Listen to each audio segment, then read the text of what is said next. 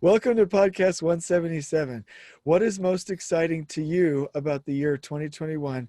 We have Charlie Dunn with us today. Stay with us. So I'd like to welcome everybody. And Charlie, what would you like to say in welcoming everybody to our podcast today, where we're going to have some fun? What would you say? Welcome. I think you've found a community of people who are really passionate about really number one, changing lives. But as we do that, we've found a way to make an impact on our world and our communities by better construction. And so I'm a big believer in what Jason's doing here with Elevate Construction, and glad to spend some time with him this morning. Well, thank you. And really quickly, can you give a little, like a brief, you take as long as you want, but I'm just saying, I'm not asking for more than a brief bio, like a little introduction. What do you do? What do you love? Where are you right now? So people can kind of connect with your background. Yeah. So, tongue in cheek, I'm a self-titled project storyteller. I love being part of some teams that have just solved some significant problems throughout my career. Right now I'm at DPR and I'm focused on our national and our international prefab efforts. We'll get into more of that later when I'm passionate about that. And I'm fortunate to be at a company that respects and actually embraces the fact there's no linear path in my career. I've much more been drawn to problems as opposed to specific industries or specific companies. And I'm in a place now to work on some problems that really matter. That's awesome. And so is that what you love too, solving problems? Absolutely. Yeah. Okay. There's two things I commonly ask people. One, what problem are you solving? And two, does that problem matter? And a lot of people get tripped up. They can't even answer one. Yeah. But then that second one is important too, because we can get into this too. And some of what I think we got queued up here today. We can spend a lot of time on problems that at the end of the day might be insignificant compared to other bigger problems out there. So. Yeah, that's awesome. I'm not in a competition here. I think the universe is talking to both of us.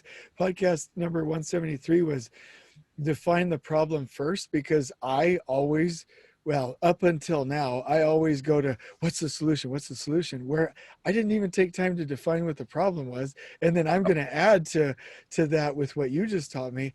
Does that problem even really matter? No. I like that. Because when we do the Paul Akers thing, it's like fix what bugs us, but does whatever's bugging us really matter? And is that the first thing that we should focus on, right? Yeah. And one other thought there that I've borrowed or stolen from design thinking is fall in love with your problems. Don't fall in love with your solutions. Okay. I think we need to, so that'll be the little Canva quote today. That's awesome. So I'm going to say, what am I excited about in life? I'm excited about this podcast. I'm not just here kissing Charlie's butt right now, but he helped me to realize the importance of prefabrication. We'll get into this later on in the podcast, but I talk a lot about the research laboratory. That project basically made me.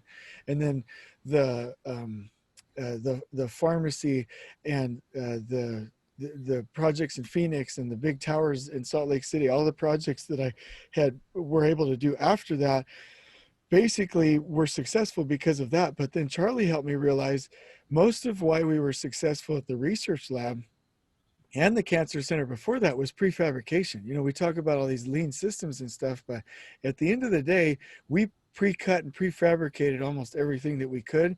And that's probably most of the reason we were successful. And so I'm excited about that.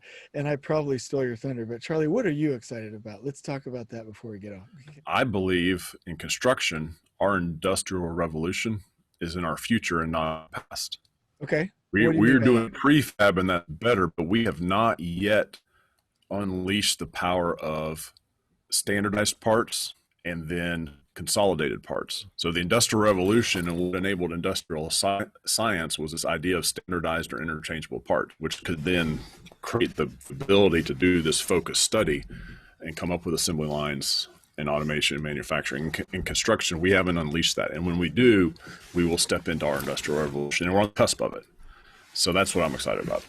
I like that. And I know that we'll have to cut this podcast off early because you and I will just get to talking. But, like when it comes to my mind, also when you have that kind of standardization, but we need owners to require that we prefabricate everything that we can, and that there's a standard installation or fabrication process for each one, right?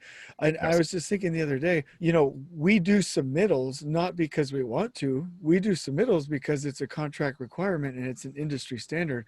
When will feature of work boards, when will prefabrication, when will all these things be a contract requirement by the owners? I think you're right. Once it becomes a part of the entire system, that's when we're going to make the next leap, right? You're like, no. Yeah, and we're only about 230 years behind manufacturing here. Okay, So hey, no big deal. Hey, we're working on it. We're on it. So that's awesome. And then there's a question that I was asked by a podcast listener. I get lots of questions, thoughts, and compliments, and nice thoughts, Charlie.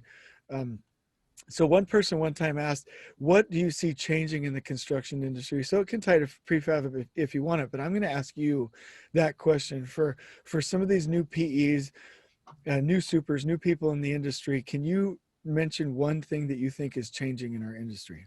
I think we're starting to have, across a variety of construction types, vertically integrated owners. So owners with a large portfolio of projects Okay. who essentially are saying, we're not going to take it anymore. Okay. And they're starting to come forward, and I'm part of CURT, which is a great owners led organization, but do things, everything from, they led us on some of the safety language where they said, hey, we would never accept these kind of safety numbers in our manufacturing facilities that we're seeing on our job sites. So stop.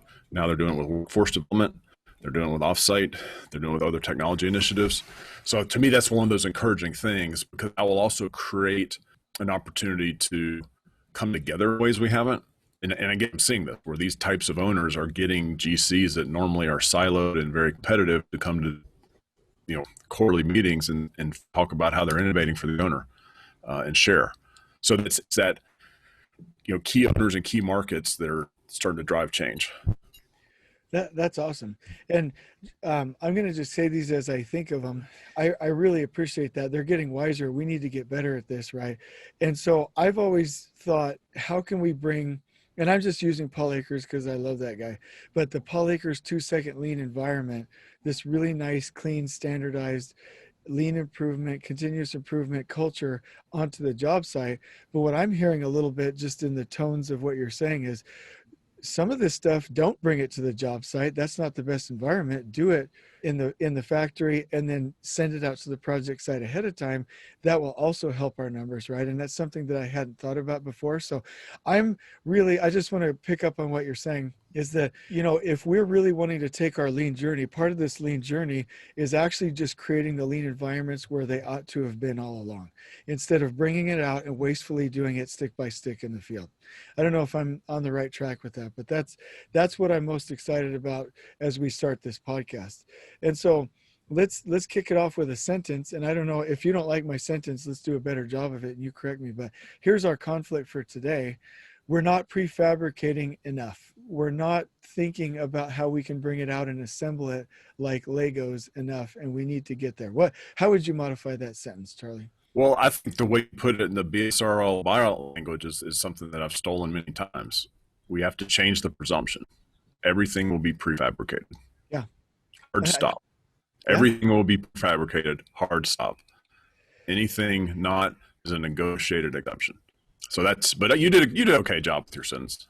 Okay, yeah. Well, I'm too wordy and no, I didn't. So so I want to find a story somewhere through here, but let's go ahead and talk about the principle. So I'd like you to kick us off and just tell us what's on your mind. I know that the topic here is, what are you most excited about in year 2021? And I got so excited about prefab that I think right. Well, and if you remember, so I'm gonna jump us forward even 10 years beyond 2021. Okay, so go ahead. Let's take that little journey. What would we be most excited about in 2030 coming into 2031? And if we look 10 years back, what we've created the most value in construction, and then that becomes the thing I'm most excited about in 2021.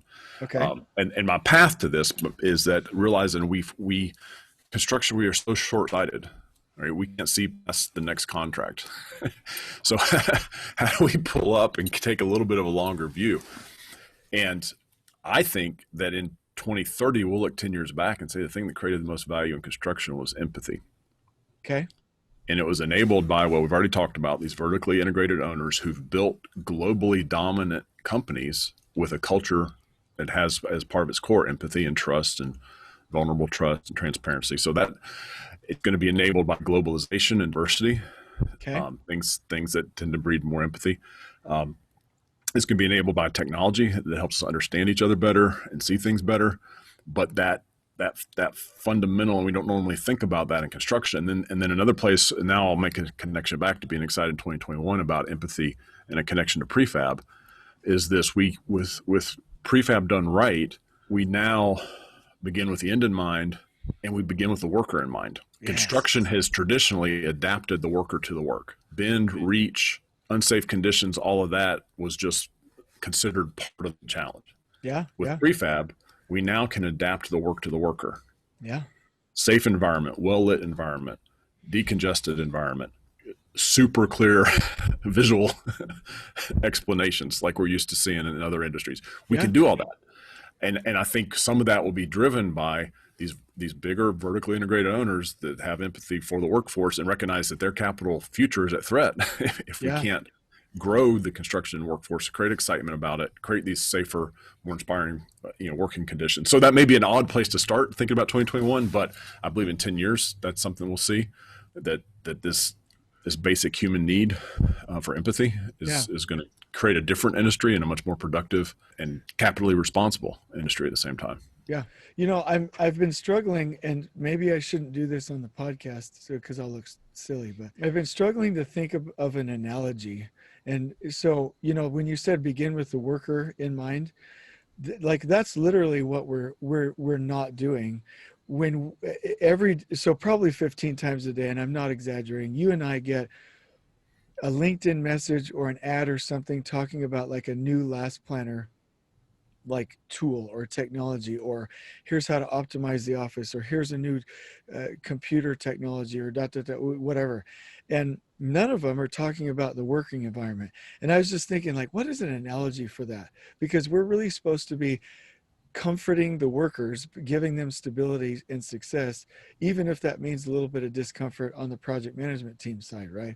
And so the image that came to mind, and I'll challenge you anytime to give me a better one, but it would be like a farmer investing all of his or her money in the ranch house or the farmhouse, where they cook the meals and pay the bills and stuff, and never ever getting water to the end of the row, right? Never getting water to the crops, never optimizing like where we actually seed the farm, never actually optimizing where we harvest the farm. It'd be like, we have the best house in such and such county, but all of our plants are dying, right? Like essentially in construction, our plants are dying because our workers are treated like garbage, don't have what they need, no visual communication, no standardization.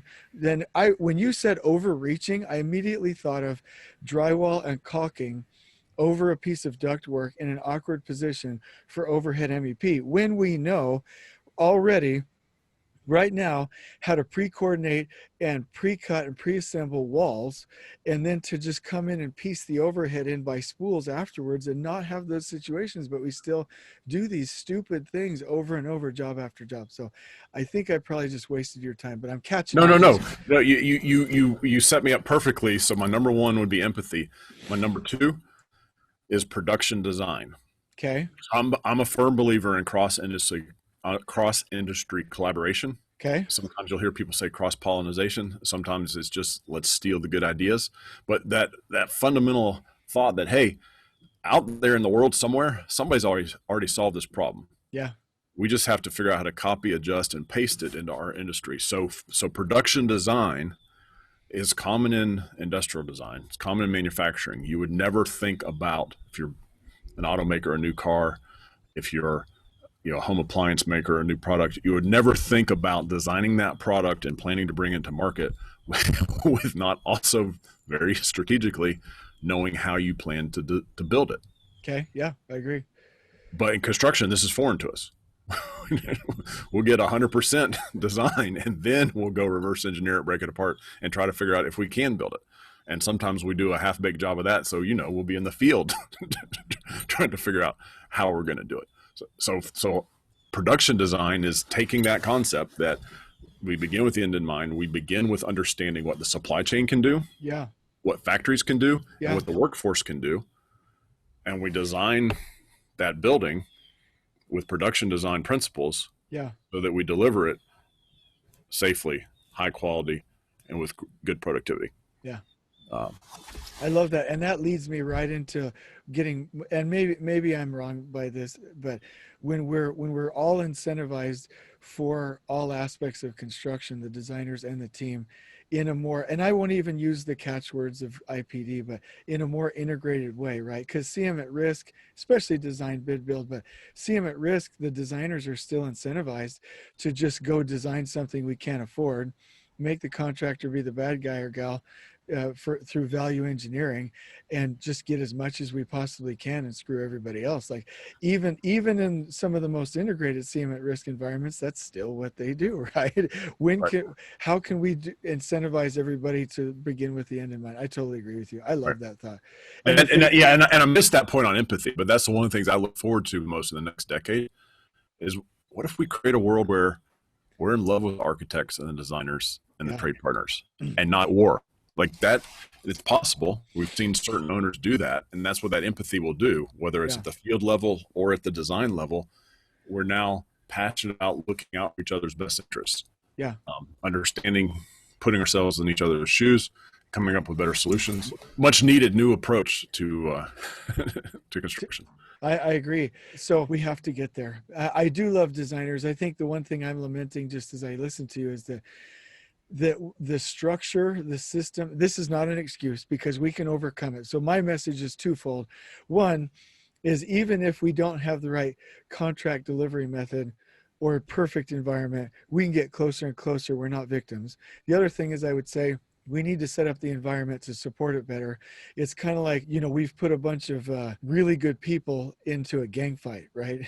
So yeah, some of our contracts are like, hey, all of you guys are transparent. You're all integrated. You're all loving people.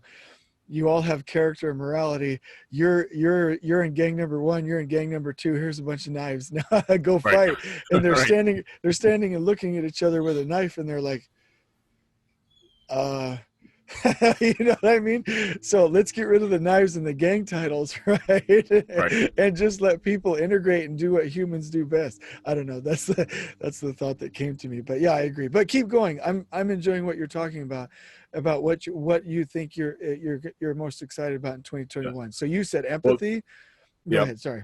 Empathy, production design, and Okay. then this third one, and this is really what sparked the 2030-2031, because I'm engaged with a lot of teams in trying to get earlier buy-in and commitment to prefab.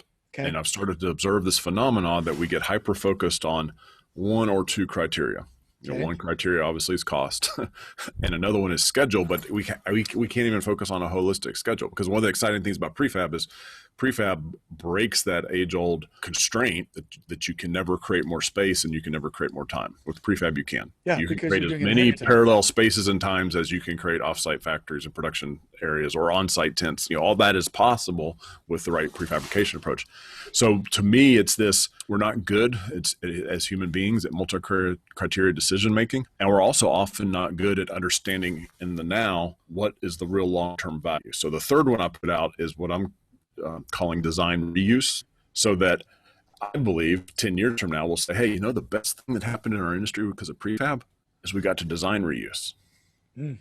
And so now we can start not from zero, but we can start from 50, 60, 70% design. That again, you'll see it first with vertically integrated owners, and they say, hey, here is our standard design for a healthcare MOB or for a data center or Yeah. for a Yeah. pharmaceutical plant. But we're not spending that long runway and all the rework of design, price, redesign, coordinate, Yeah. price, redesign. That goes away. Yeah. And the design reuse comes along for the ride with prefab as we scale the adoption of prefab. Those prefab components have the design baked in. Yeah. So that idea of design reuse, and I'll throw a number out there that I'm borrowing it from Kurt, but what if we get to 70% design reuse? What does that do for our industry? Yeah. As a builder, what would it do for you as a superintendent when that was your main hat to know, hey, 70% of what I'm building is baked, Yeah. and it's 2 years before I mobilize. Yeah. Well, as much as I love designers, design is almost always what's holding us up, right? Even when we say, like when people say, "Oh, we're going to fast track this project," all I think to myself is, "Oh God, like all we're going to do is throw that much chaos on the field teams and throw so much more onto us. Yeah, we can get some things done faster, but the amount of chaos and the resources that it uses is insane. What we really should be doing is prefabricating the thought, the design, and prefabricating the parts.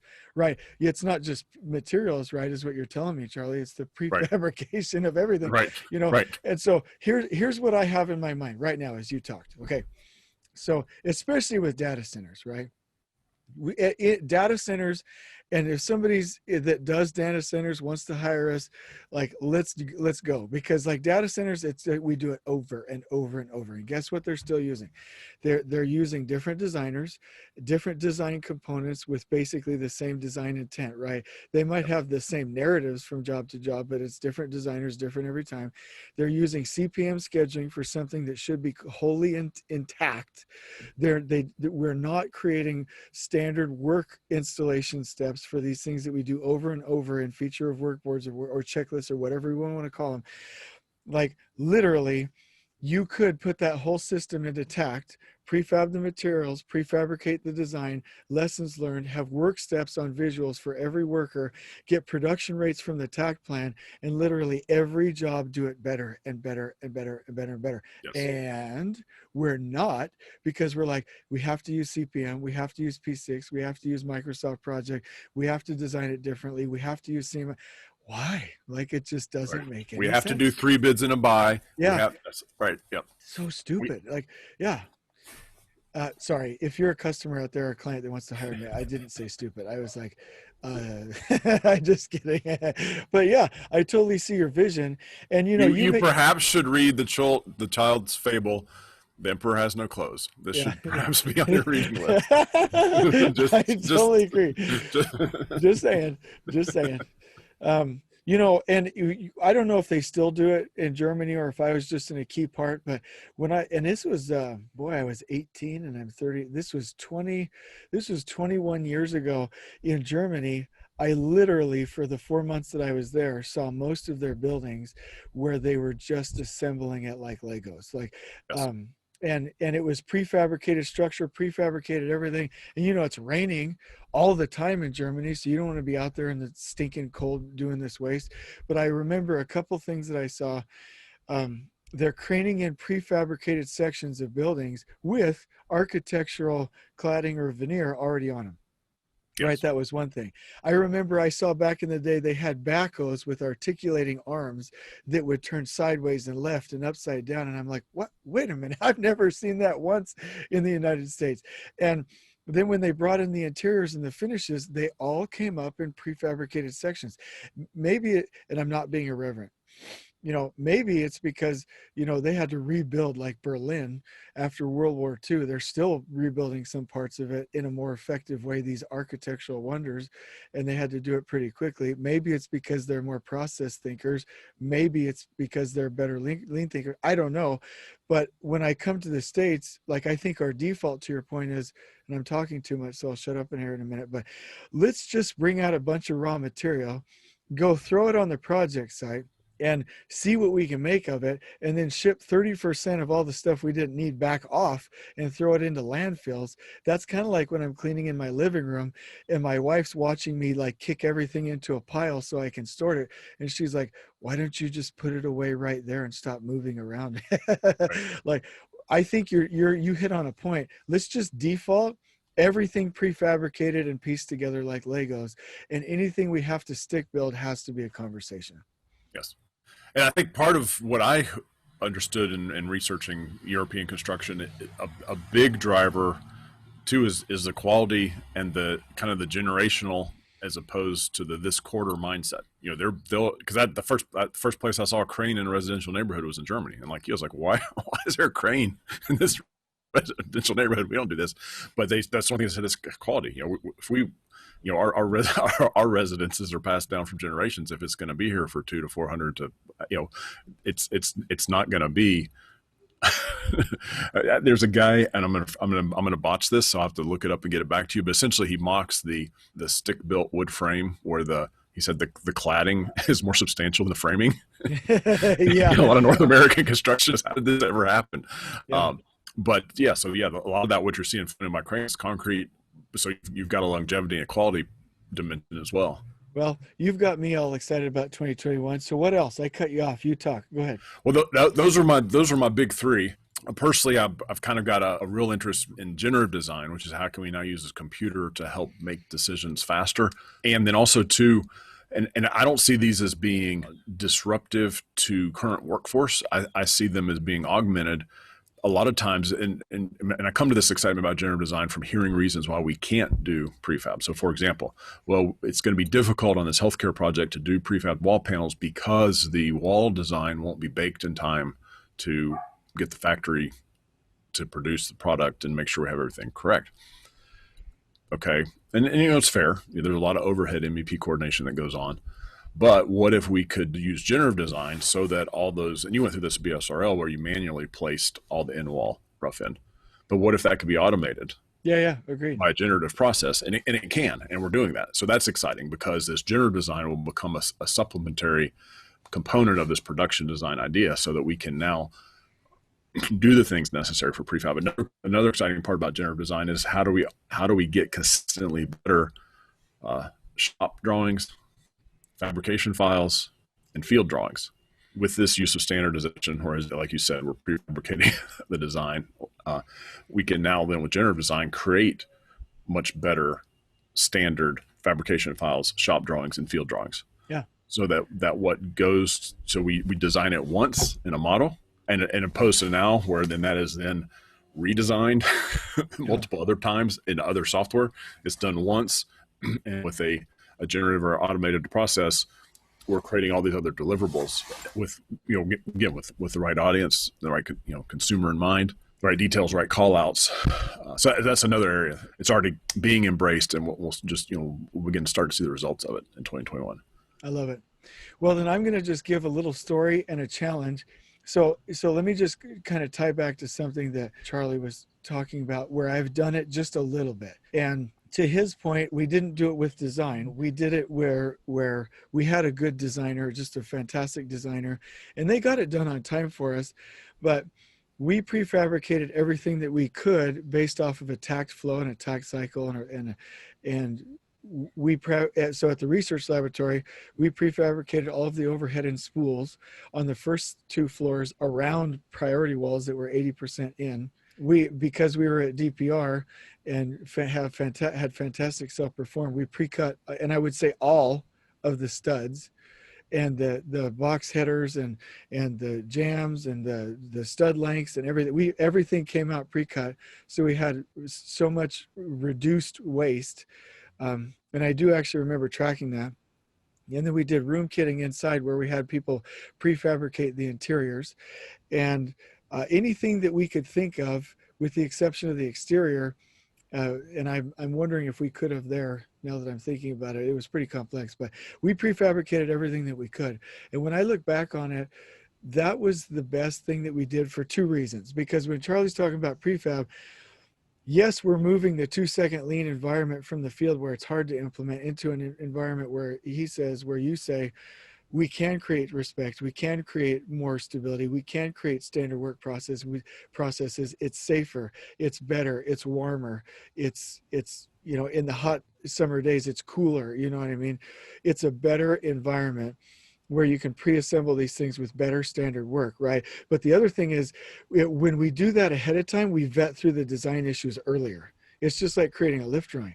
If we can't build it on paper and build it prefabricated in the shop, then we never had the information to just build it in place in the field with the right information. We're missing a dimension or a coordination or something else. So not only does it take the safety and the quality and make it better, but it pre-vets the design before it becomes a schedule impact. And my challenge for anybody in construction would be, and this will be my challenge, I'm stealing one of them from Charlie, is default to your prefabricating everything and shove it down everyone's throat. Like literally everyone in, like so many people in lean, they're like, oh, it's butterflies and kittens, and if you tell them this, they'll magically want to do it. Lean will never work like that. A good knowledgeable lean builder has to shove it down everybody's throats for at least 6 weeks for everyone to get it, and then they have the green pill and the red pill on the matrix, right? Then you can choose, right? Until you have both, you can't choose. And so you're going to have to work with these trade partners vigorously to get them to do this, with the designers vigorously and authoritatively to get them to do this. And if you head down that road, they will see how great it is. They will continue the system, and it will become self-sustaining. So Charlie, I kick it over to you. Yeah, so I'll tell a story of Janusz Dlouhy, who taught me tact after I'd observed tact at Jason's BSR project. And this question came up about, what do you do when trade partners resist a tact plan that's built on data and they're not meeting the tact time cadence? And Janusz says it's very simple. You whip them in the ass. And I'm marking it explicit. Go ahead. and some of I'm sorry, I didn't get a list of proof. No, you're good. You're good. I'm just kidding. But some of our kumbaya, let's sit in a circle around the fire and hold hands, lean guys were like, I don't know if we do it that way here. But that was the lean manufacturer honest approach to it, is that yes, you do. So there's a place to stand up and do that. And then one other story. I'm very excited today. For those of you who don't know, it's the last day of 2020, and Jason's launching on this new full-time focus on elevated construction, or elevate construction. When I came back into general construction from the nuclear industry, I joked I missed the smell of construction in the morning. I was starting to realize there were some things I didn't miss. and as I walked that BSRL project, saw how clean it was, saw the real passion for people, the focus on stories you guys who've followed along the podcast know about, starting with the bathroom and creating the right break space and giving everyone an opportunity to contribute their lean ideas and becoming owners, all of these awesome things. And I saw the column on the job site, and I got the laminated tact plan that I still carry in my laptop bag. But the way I tell the story is this: there have been a few times in my career where I've observed project teams, and there's a song. And the first time Jason heard this, it gave me a hard time because it's a little bit of an older band. But get past that, because it's not about the age of the band. It's the thought, and it's not one of the most famous songs, but it's a song called "Driving the Last Spike," about the guys who built the railroads in England, where unfortunately there were a high amount of fatalities, and this song is about an event that led to fatalities. But the language for the song, for our purposes today, and why I'm excited for Jason's future, is this: we came from the north and we came from the south with picks and with spades and a new kind of order, showing no fear of what lies up ahead. They'll never see the likes of us again. Tells a little bit more of the story, and then there's this simple statement: it occurred to me, heart of a good man, it seems, is hard to find. And I think as Jason and I have gotten to know each other, whatever faults we share in common, lack of patience, willingness to be hypercritical, but those things, at its core, I think we're both driven by this idea of having a good heart, of having empathy and having compassion for others, and having passion for an industry that, for all its flaws, has given both of us a phenomenal career, opportunities to do things with our families. But anyway, Jason, thank you for that good heart, for the inspiration you gave to me in that project, and the inspiration I know you're giving to so many with this new initiative and endeavor, and I'll be glad to support you in any way I can. Well, thank you. I really appreciate that. I think you're amazing. And this is becoming somewhat of a tradition. On the count of three, we both need to say, on we go. So 1, 2, 3, on we go. On we go. Thank you.